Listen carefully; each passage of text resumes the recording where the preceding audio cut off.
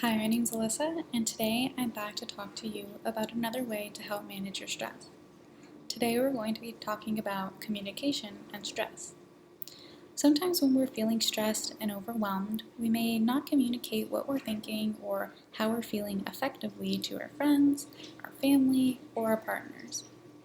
When this happens, it can cause tension with that person and lead to conflict and further stress. However, there are ways you can use communication to resolve the conflict in an effective way that will ultimately lower your stress. So, first is to focus on the problem, not the person. When a disagreement turns into personal insults, raised voices, or even mocking each other, the conversation is no longer productive. Be careful to focus on the problem without placing blame on the other person. If a disagreement becomes personal, you should pause the conversation before it goes any further.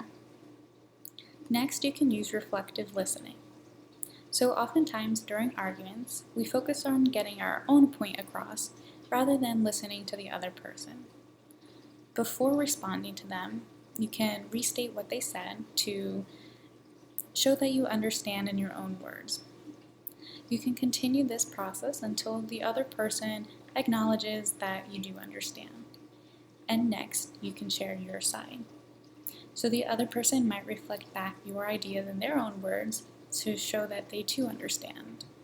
Using this technique can help both parties feel listened to and understood, even if you disagree. Next, you can use I statements. So when sharing a concern, begin your sentence with I. For example, I feel hurt when you don't tell me you'll be home late.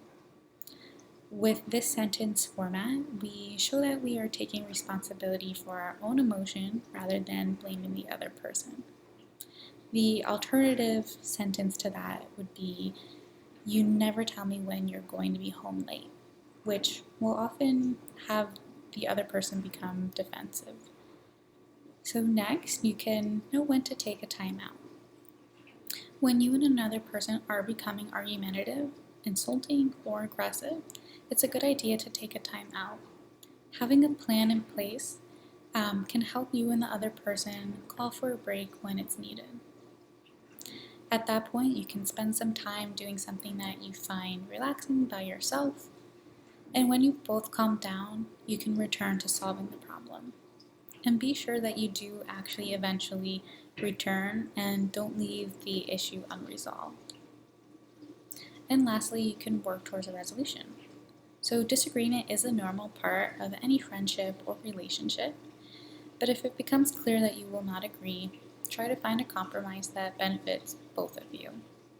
Ask yourself if the disagreement really matters to your relationship, and let yourself move forward if it doesn't.